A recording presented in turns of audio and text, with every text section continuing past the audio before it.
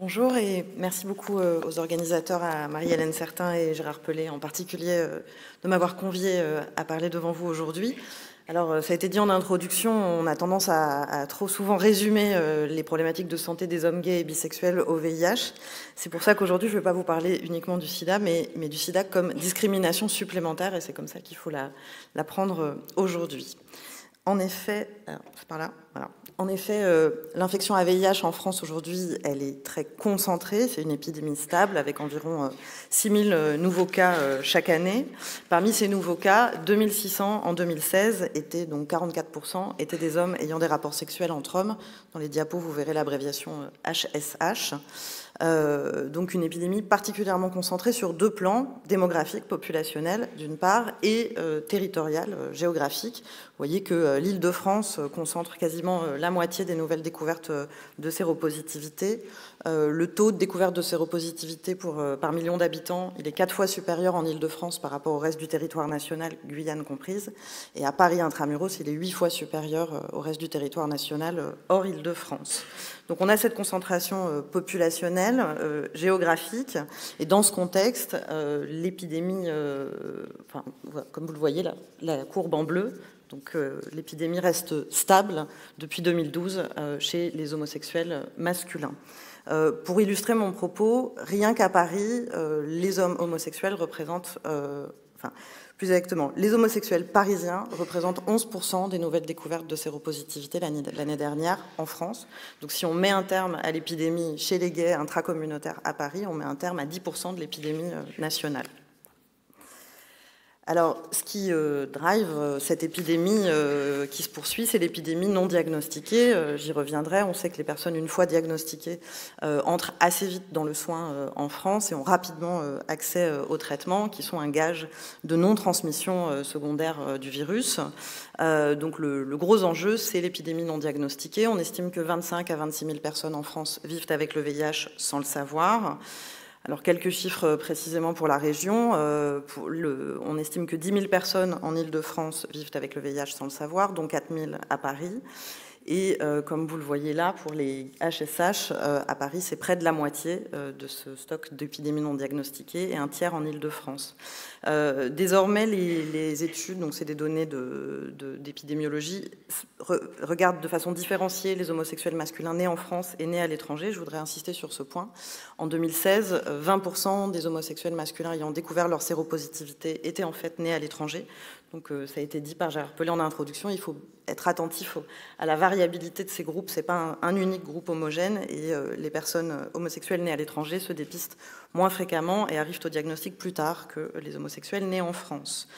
Mais l'épidémie non diagnostiquée, c'est pas un stock, c'est un flux et qui est lié au trop long délai entre l'infection et le diagnostic. Donc sur ce deuxième graphique, vous avez en rouge le délai entre infection et diagnostic, puis ensuite vous avez les délais entre diagnostic et traitement, enfin entre diagnostic et entrée dans le soin, entre entrée dans le soin et traitement, et entre traitement et charge virale supprimée.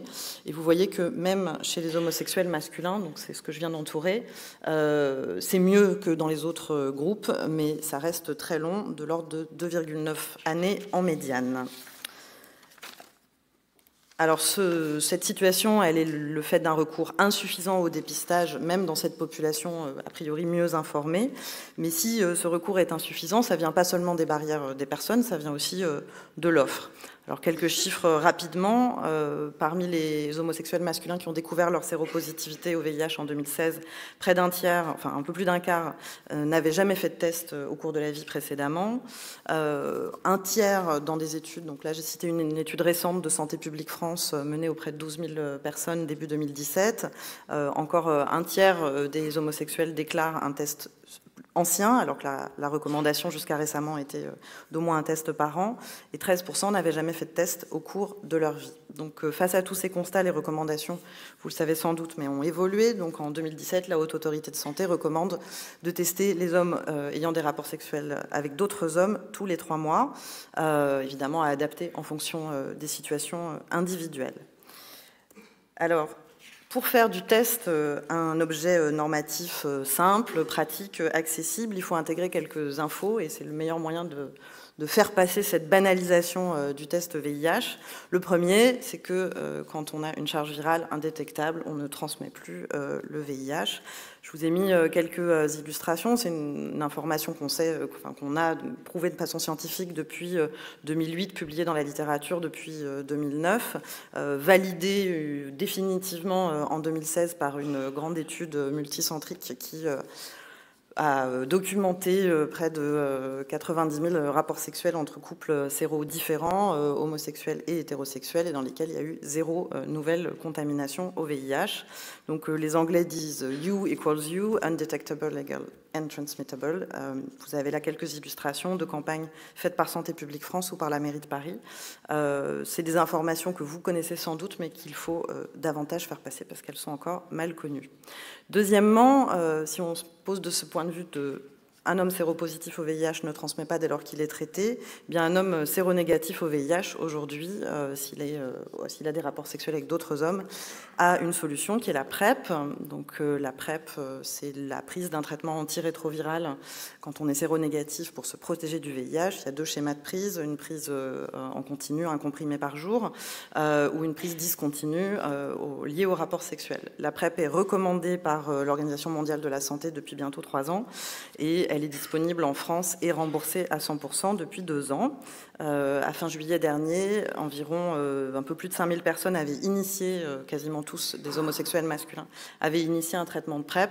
Ça a considérablement augmenté depuis. On doit être aujourd'hui autour de 8 à 9 000 personnes sous PrEP en France. Mais c'est insuffisant si on veut endiguer l'épidémie. Donc il faut communiquer. Alors je vous ai juste mis en illustration quelques articles de journaux récents, dans Le Monde en octobre et dans Libération plus récemment. La PrEP, ça marche, et en tant que médecin généraliste, vous avez un rôle à jouer puisque vous pouvez contribuer à renouveler les prescriptions après une primo-prescription hospitalière. Alors, si on promeut la neutralité du statut sérologique chez les gays, et si on dit que le dépistage doit être facile, il faut effectivement qu'il soit facilité. Et aujourd'hui, la prévention est diversifiée, le dépistage aussi. Vous êtes les premiers prescripteurs de sérologie VIH. Ça représente 3/4 des sérologies, les sérologies en laboratoire, ça représente 75% de celles qui sont faites en France. Mais vous avez aussi la possibilité d'orienter vos patients vers les centres de dépistage gratuits, qui s'appellent désormais Cégide, vers les associations qui réalisent des tests rapides, ou de les orienter vers une pharmacie pour un autotest VIH. Je vous ai mis en illustration la dernière campagne de Santé publique France sur la facilité du dépistage. Donc là, vous avez un homme qui dit « Quand je décide, résultat en 20 minutes, gratuitement, en confiance ». Ça, c'est l'exemple du test dans une association.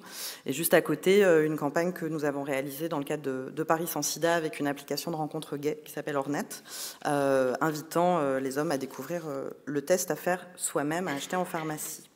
Alors, face à tout cela, quel rôle pour vous, médecins généralistes? D'abord, je voudrais saluer ce que vous faites déjà. Vous contribuez énormément à la prise en charge du VIH, des personnes vivant avec le VIH en ville, dans un contexte de chronicisation de l'infection, de simplification des traitements, dans un contexte aussi où les difficultés que rencontrent les personnes vivant avec le VIH sont liées au vieillissement, aux comorbidités, à des besoins de prise en charge globale, plus qu'à des savoirs spécialisés. Dans ce contexte, vous jouez un rôle essentiel.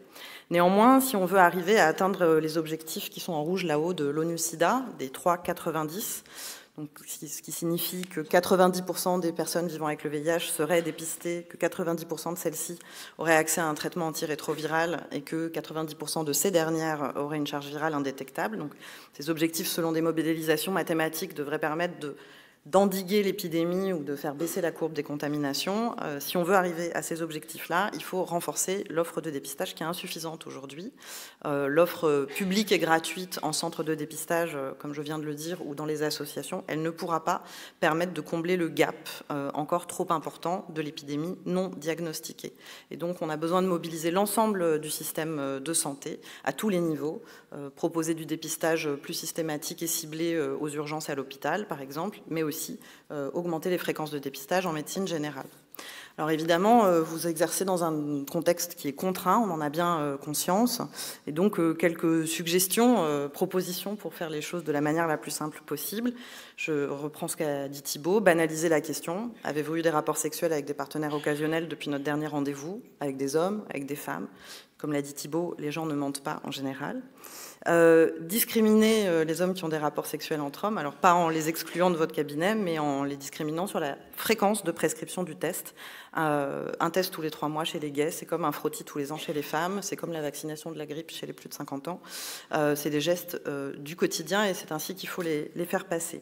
Évidemment, ne pas manquer les signes d'une éventuelle primo-infection, la présence d'une autre IST, et puis, comme l'a dit Thibault, prendre la réalité et la diversité des sexualités et des désirs comme elle est. Dans cette campagne de Santé publique France, il y a un homme qui va faire un autotest, et si vous regardez bien, là, il a une alliance.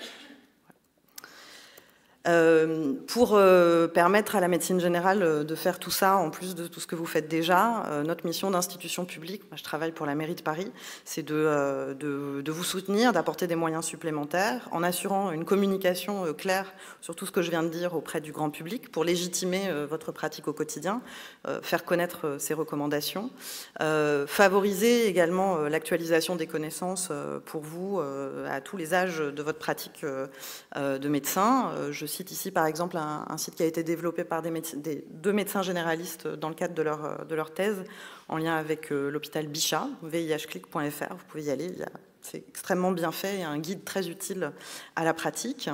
Vous permettre, et c'est ce qu'on va essayer de développer rapidement dans les prochains mois, en tout cas à Paris, de disposer de tests rapides si vous estimez avoir le temps de le faire, ou d'autotests à délivrer gratuitement à vos patients. Et puis une réflexion en cours avec la Caisse primaire d'assurance maladie à Paris et l'Agence régionale de santé, de mieux valoriser ces consultations de prévention, d'expérimenter la délivrance d'autotests et de trouver divers moyens de répétition du dépistage chez les hommes dans certains quartiers parisiens particulièrement concernés par le VIH. Voilà, je répondrai à vos questions si vous le souhaitez. Je vous remercie de votre attention.